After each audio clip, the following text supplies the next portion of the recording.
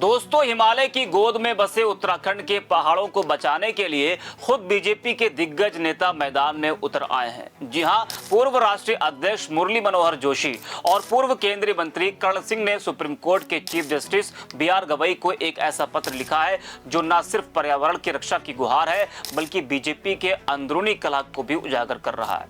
आपको बता दें कि यह पत्र 2021 के सुप्रीम कोर्ट के उस फैसले पर पुनर्विचार की मांग करता है जिसमें चार धाम प्रोजेक्ट के तहत सड़कों को 12 मीटर चौड़ा करने की इजाजत दी गई थी। जोशी और सिंह का कहना है कि इस फैसले ने हिमालय को भूस्खलन और बाढ़ की चपेट में धकेल दिया है। 57 बड़े बड़े नामों ने इस पत्र का समर्थन किया है, जिसमें इतिहासकार रामचंद्र गुहा से लेकर आरएसएस के पूर्व विचारक के.एन. गोविंदाचार्य तक शामिल हैं। आपको बता दें कि यह खबर सिर्फ पर्यावरण की नहीं बल्कि राजनीति की भी है। बीजेपी के ये वरिष्ठ नेता खुलेआम मोदी सरकार के ड्रीम प्रोजेक्ट पर सवाल उठा रहे हैं। रक्षा जरूरत बताकर शुरू किया गया था। गुजरात से जोशी की वापसी की अटकलें भी जोर पकड़ रही हैं, क्योंकि उनका गृह राज्य होने के बावजूद वे केंद्र की नीतियों के खिलाफ बोल रहे हैं, जिससे बीजेपी की हालत सूखी हुई है। क्या यह बगावत का संकेत है? आपको बता दें कि इस बगावत से गुजरात लॉबी में हड़कंप मचा हुआ है। वहीं सबसे पहले हम चार धाम प्रोजेक्ट पर बात करेंगे। आपको बता दें कि यह उत्तराखंड सरकार का एक बड़ा प्लान है जो 2018 में शुरू हुआ। चार धाम यमुनोत्री, गंगोत्री, बद्रीनाथ और केदारनाथ ये हिंदू धर्म के पवित्र तीर्थ स्थल हैं। हर साल लाखों श्रद्धालु इन्हें पैदल या जीप से जाते हैं, लेकिन सड़कें तंग और खराब हैं। प्रोजेक्ट का मकसद था सड़कों को चौड़ा करके यात्रा आसान बनाना। कुल 9000 किलोमीटर सड़कें, जिनमें से 250 किलोमीटर पहाड़ी इलाकों में थी, जो करीब 8500 करोड़ रुपए का प्रोजेक्ट था। केंद्र सरकार ने इसे राष्ट्रीय राजमार्ग का दर्जा दिया ताकि फंडिंग आसानी से हो। मोदी जी ने खुद 2018 में इसका उद्घाटन किया। उनका कहना था कि यह तीर्थ यात्रियों की सुविधा के लिए है और रक्षा जरूरत भी पूरी करेगा, क्योंकि ये इलाके चीन बॉर्डर के करीब हैं। तो सेना के वाहनों के लिए चौड़ी सड़कें जरूरी बताई गई।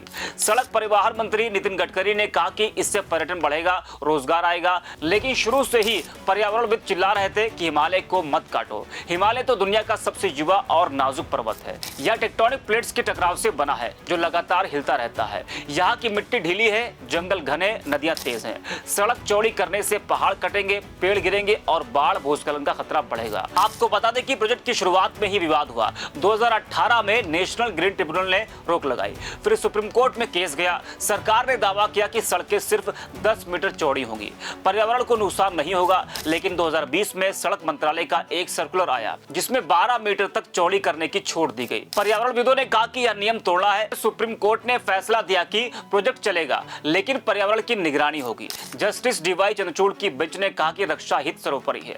लेकिन अब 4 साल बाद वही फैसला मुसीबत बन गया है।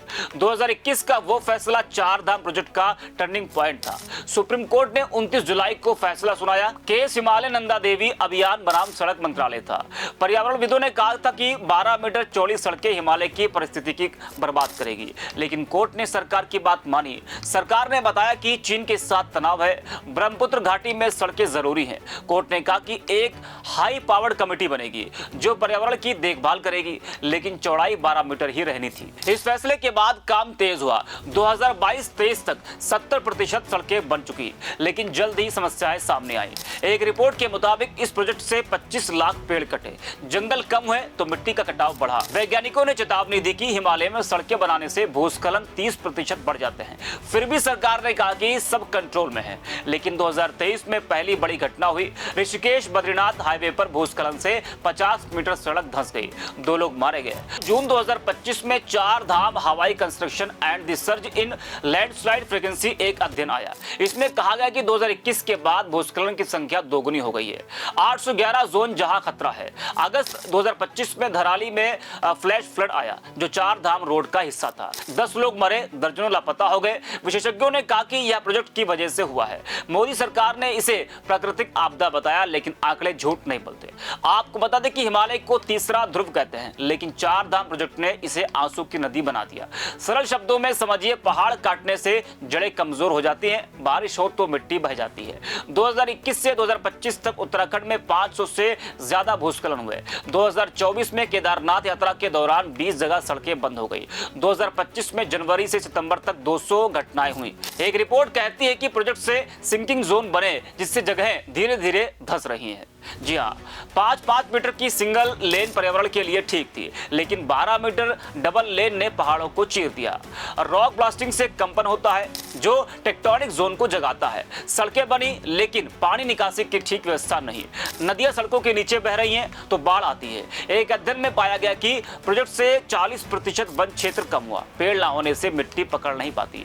आपको बता दें कि इस प्रोजेक्ट से उत्तराखंड के लोग सबसे ज्यादा पीड़ित हैं। ऋषिकेश से गंगोत्री तक के गांवों में घर टूटे, जिसको लेकर किसान कहते हैं कि फसलें बर्बाद हो रही हैं, पर्यटन प्रभावित हुआ है। केदारनाथ यात्रा 20% घटी है, जिससे अरबों रुपए का आर्थिक नुकसान हुआ है।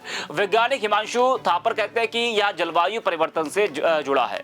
ग्लेशियर पिघल रहे हैं, जो खतरा दोगुना हो गया है। 2025 के फ्लैश फ्लड में 100 करोड़ का नुकसान हुआ। सरकार ने राहत दी, लेकिन रोकथाम पर ध्यान क्यों नहीं दिया, जिसको लेकर 26 सितंबर को पत्र भेजा गया। जोशी और सिंह दोनों बीजेपी के पुराने सिपाही हैं। उन्होंने पत्र में कहा कि 2021 का फैसला वापस लो, 2020 का सर्कुलर रद्द करो जो 12 मीटर चौड़ाई की इजाजत देता है, और चौड़ाई 5-5 मीटर रखो, पर्यावरण बचाओ। और उन्होंने कहा कि यह इलाका भूकंप के लिए अति संवेदनशील है और डबल लेन से तबाही न्योता दे रहे हो, जिस पर बीजेपी के ही 57 लोगों ने हस्ताक्षर किए। रामचंद्र गुहा की किताबें गांधी और हिमालय पर हैं। KN गोविंदाचार्य आरएसएस के पूर्व प्रचारक जो पर्यावरण के हिमायती हैं। शेखर पाठक पद्मश्री इतिहासकार, वैज्ञानिक, पूर्व सांसद, सामाजिक कार्यकर्ता है। एक पूर्व IAS अधिकारी ने कहा कि यह पत्र इतिहास रचेगा। पत्र में जून 2025 के अध्ययन का जिक्र है जो 811 लैंडस्लाइड जोन बताता है।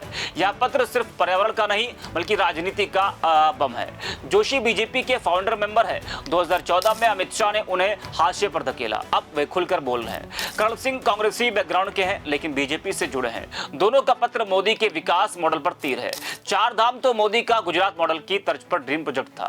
बता दें कि वे गुजरात में लौटकर लोकसभा चुनाव लड़ सकते हैं। बीजेपी की गुजरात यूनिट हिल गई है। एक नेता ने कहा कि यह पार्टी के लिए खतरा है। अमित शाह चुप, लेकिन इंटरनल मीटिंग हो रही है। विपक्ष हंस रहा है। कांग्रेस ने कहा कि मोदी जी अपने ही बोल रहे हैं। क्या यह 2029 चुनाव से पहले बगावत है? जोशी ने पहले भी राम मंदिर पर सवाल उठाए, वही अब पर्यावरण को लेकर सवाल उठा रहे हैं। बीजेपी की हालत सूख रही है और ड्रीम प्रोजेक्ट्स खतरे में है। अगर SC ने फैसला बदला तो 5000 करोड़ का काम रुकेगा।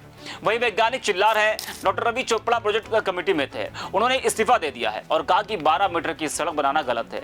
एक अध्ययन कहता है कि सड़कें बनाने से लैंडस्लाइड 200% बढ़े। मंगरोव इंडिया ने कहा कि फ्लैश फ्लड प्रोजेक्ट की देन है। RSS के गोविंदाचार्य ने कहा कि हिंदू धर्म प्रकृति पूजा है, इसे बचाओ, जिसको लेकर गुहा ने कहा कि हिमालय हमारा फेफड़ा है। वही सुप्रीम कोर्ट अब पत्र पर सुनवाई करेगा। अगर पुनर्विचार हुआ तो प्रोजेक्ट पर रोक लग सकती है, लेकिन देरी से नुकसान भी हो सकता है। हिमालय बचाना जरूरी है, न सिर्फ तीर्थ बल्कि करोड़ों जिंदगियों के लिए भी। जोशी सिंह का कदम सराहनीय है। बीजेपी को सोचना चाहिए कि विकास पर्यावरण के बिना अधूरा है। वहीं इस खबर पर आपकी राय क्या है, कमेंट करके आप बताइए। फिलहाल के लिए इस खबर में इतना ही। आप देखते रहिए 4 PM। धन्यवाद आपका।